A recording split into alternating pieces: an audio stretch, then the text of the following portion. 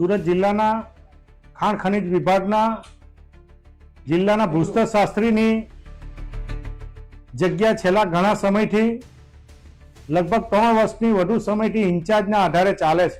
આ જગ્યા ખાલી હોવાના કારણે સુરત જિલ્લાના ઓલપાડ, ચોર્યાસી, કામરેજ, પલસાણા, બારડોલી, મહુવા અને માંગરોળ તાલુકામાં મોટા પ્રમાણમાં રેતીની અને સાથે સાથે માટી ખનનની મોટા પ્રમાણમાં ચોરીઓ થાય છે।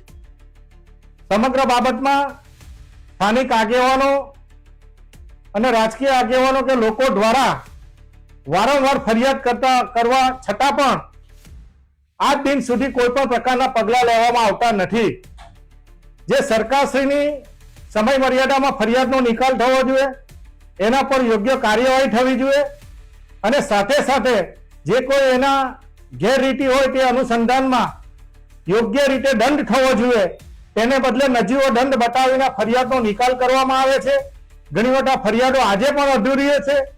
આ અનુસંધાનમાં ભૂસ્તરશાસ્ત્રીનો કોન્ટ્રાક્ટના આધારે ચાલતો સ્ટાફ, એમાં બની બેઠેલા દલાલો અને રાજકીય મેરાપીપણામાં કામ કરતા છેલ્લા 5 વર્ષનો તમે અભ્યાસ કરો તો દરેક તાલુકામાં એક જ એજન્સીને વારંવાર રેતીની અને માટીની ખોદાણની મંજૂરી આપવામાં આવે છે। આના કારણે મોટા પ્રમાણમાં સરકારની તિજોરીને નુકસાન થાય છે। આ સમગ્ર બાબતમાં સુરત જિલ્લાના તમામ તાલુકામાં જે ફરિયાદો મળે એ ફરિયાદોનો યોગ્ય રીતે સમય મર્યાદામાં નિકાલ થવો જોઈએ। જે ભરતી છે કાયમી થવી જોઈએ અને જે બિલ્ડરો દ્વારા બેઝમેન્ટમાં જે ખોદાણ માટેની મંજૂરી આપવામાં આવે છે એની પર ચકાસણી થવી જોઈએ અને આને લીધે રેતી ખનન કે માટી ખનનને લીધે કેટલા પ્રમાણમાં પર્યાવરણને નુકસાન થાય છે એ નુકસાન થતું પણ અટકે।